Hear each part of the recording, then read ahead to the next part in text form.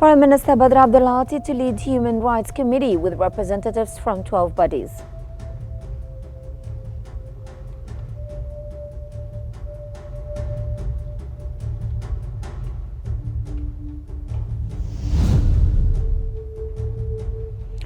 WHO chief thanks Egypt for Gaza medical evacuation, calls for faster action.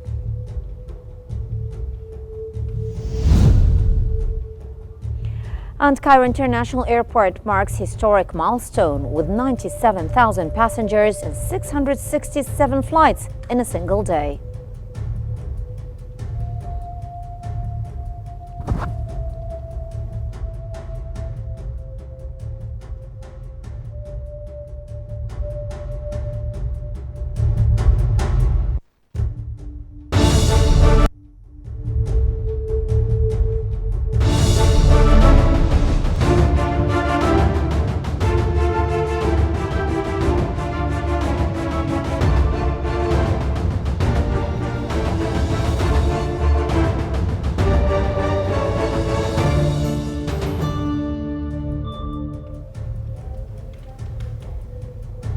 You're watching the latest updates from Egypt on Qnews. Let's move on to the latest developments.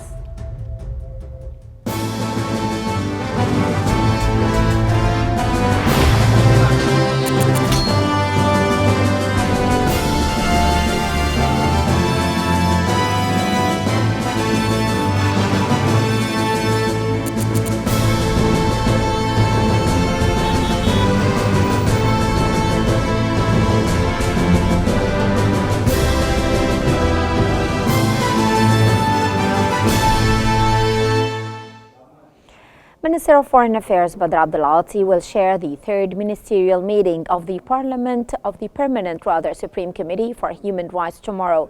The committee's membership consists of representatives from 12 ministries and official bodies as follows: the Ministries of Defense, Justice, Interior, Parliamentary Affairs, Social Solidarity and the General Intelligence Service, the Public Prosecution, the Administrative Control Authority, the National Council for Women, the National Council for Childhood and Motherhood, the National Council for Persons with Disabilities, and the General Authority for Inquiries.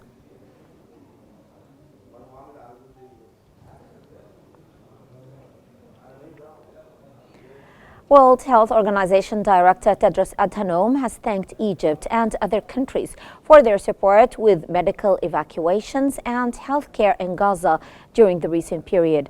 In a statement, he said that the WHO has repeatedly raised the alarm about the urgent need for medical evacuations of patients in Gaza for life-saving treatment, yet the pace of evacuations remains excruciatingly slow.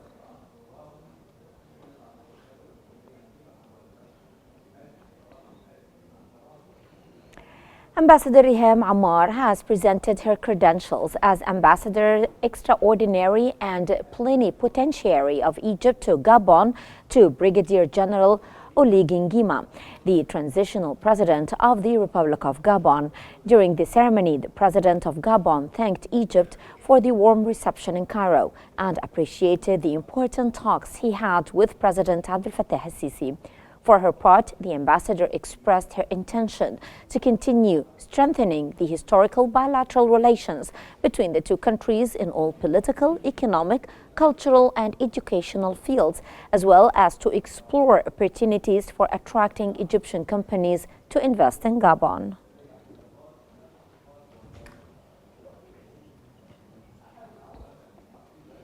Minister of Supply and Internal Trade Sherif Farouk has discussed cooperation in the fields of trade in food industries in a meeting with Côte d'Ivoire's ambassador to Cairo, Dol Guy Albert.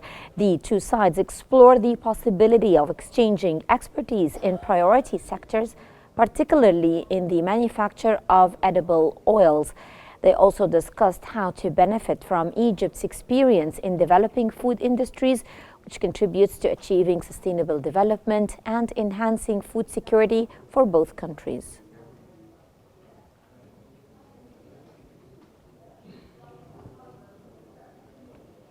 The Awqaf Ministry has announced that it will dispatch 11 imams and preachers to several European and American countries to celebrate the nights of the holy fasting month of Ramadan.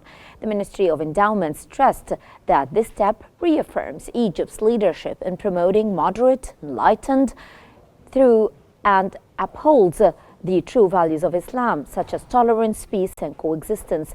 It also emphasized its commitment to ensuring the imams and preachers are highly qualified in both knowledge and advocacy.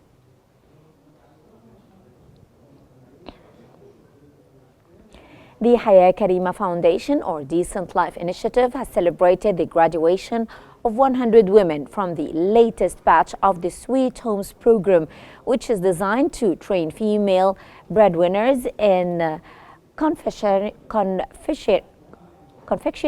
and baking skills. The program provided comprehensive practical and theoretical training in skills such as creating 3D cakes, cupcakes, and also cake pops. This initiative not only enhanced the participants' expertise, but also equipped them with the knowledge needed to start their own businesses.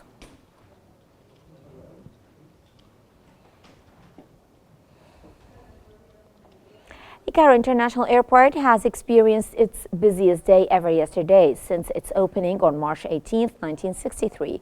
According to a statement from the Ministry of Civil Aviation, Cairo Airport handled 667 flights, including both departures and arrivals, carrying a total of 97,000 passengers. The daily schedule saw the arrival of 47,700 passengers on 327 flights from various international and domestic destinations. Meanwhile, 85,294 passengers departed on 593 flights to numerous destinations throughout the 24-hour period. The airport received a total of 294 flights carrying 43,424 passengers.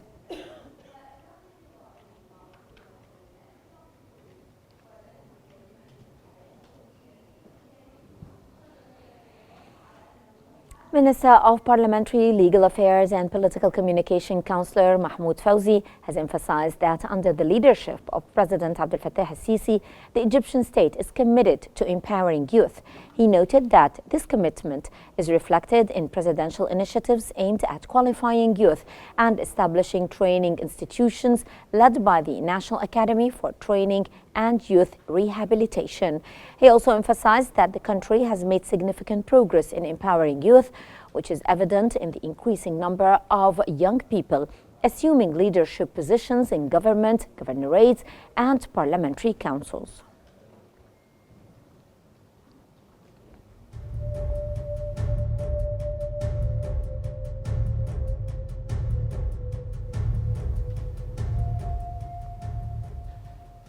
Minister of Housing, Utilities and Urban Communities, Sharif al-Shirbini, has reviewed the progress of utility projects in the expansion area of Sheikh Zayed City, which is located in the region designated by Presidential Decree number 77 of 2017, covering approximately 8,500 acres parallel to the Cairo-Alexandria Desert Road. Minister Shirbini stated that the master plan for land use in the area includes a variety of activities aimed at providing numerous investment opportunities and transforming the area into a fully integrated urban community comparable to the existing Sheikh Zayed city. He emphasized that the state's urban development strategy is fundamentally an economic plan, not just a construction initiative. The primary goal is to expand inhabited areas to foster economic development. He also highlighted the detailed plans for land use in the Sheikh Zayed city expansion area.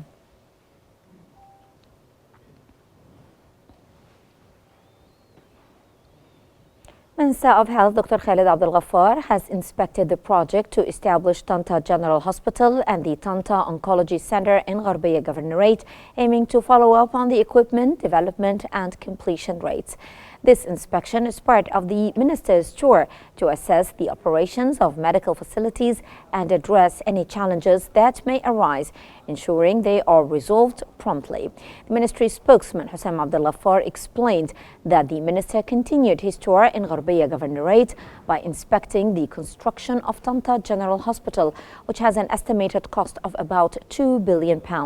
He was briefed on the latest developments and equipment, during which the minister emphasized the need to contract with the security and cleaning company and made observations on the ongoing finishing work.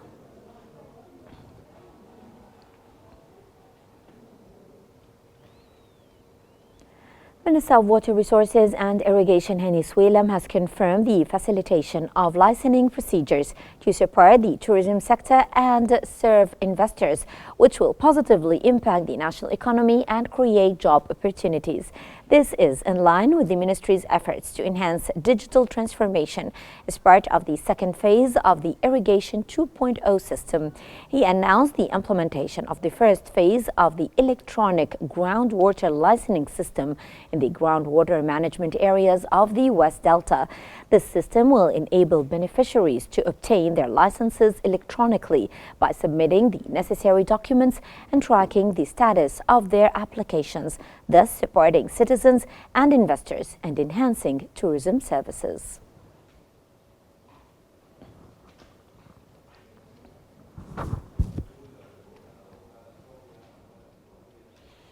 The Ministry of Planning, Economic Development and International Cooperation has released its 2024 year-end report, showcasing efforts to strengthen relations with international financing institutions, provide innovative funding tools, and promote private sector investments.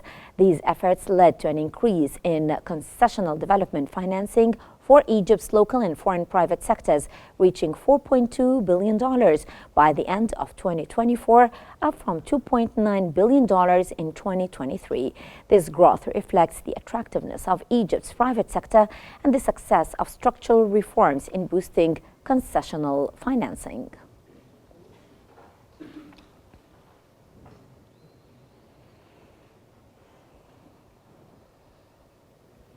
Minister of Electricity and Renewable Energy, Mahmoud Asmat, has held a meeting with a delegation from the consortium, which includes the UAE-based Abu Dhabi Future Energy Company, Masdar, Infinity Power, and Hassan Allam Construction, led by Ali Al-Shammari. The discussion focused on updates regarding the consortium's projects aimed at generating electricity from solar and wind energy.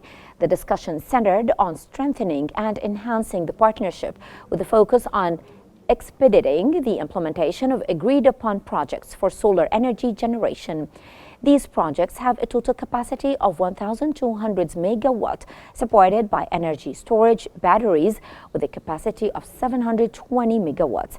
Integration with the grid and the commencement of operations are planned for this year, aligning with the work plan to maximize the role of renewable energy, increase its share in the energy mix, and expand its reliance in line with the energy strategy and energy transition goals.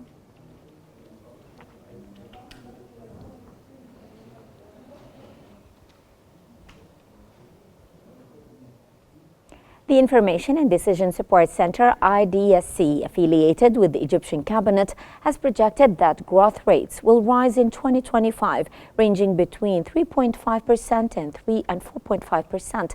The International Monetary Fund expects the Egyptian economy to witness a growth of 4% in 2025, compared to an expected growth of 2.7% in 2024. It is also expected that the GDP at constant prices will rise to £8.7 trillion in 2025, compared to £8.4 trillion in 2024. The GDP at current prices is also expected to rise to £17.5 trillion in 2025, compared to about £13.8 trillion in 2024.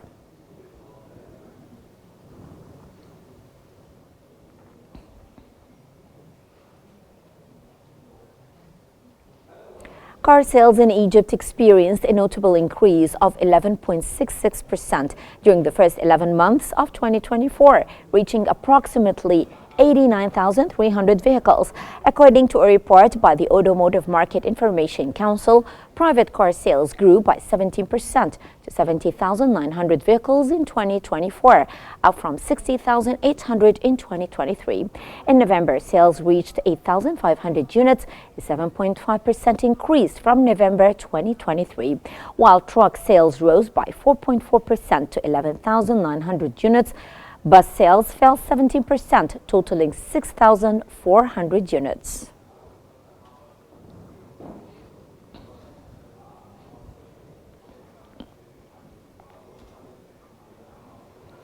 Member of the media center at the Egyptian Meteorological Authority, Manar Ghanem, confirmed Friday that there is a significant stability in weather conditions in most governorates.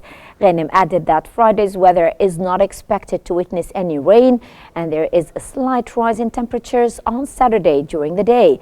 Noted that rainfall, however, will be expected on Sunday and Monday in the governorates of the north of the country.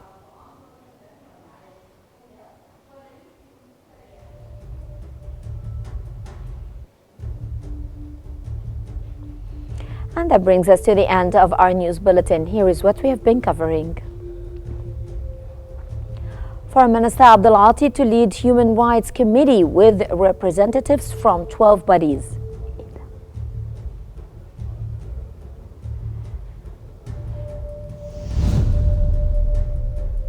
WHO chief thanks Egypt for Gaza medical evacuations and calls for faster action.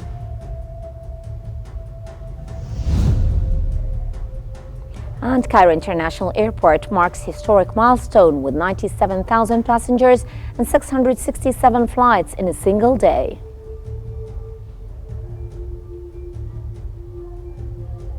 And that's all for now. Remember to stay updated by following Qnews for the latest developments. I'm Halal Hamalawi. Thank you very much for watching.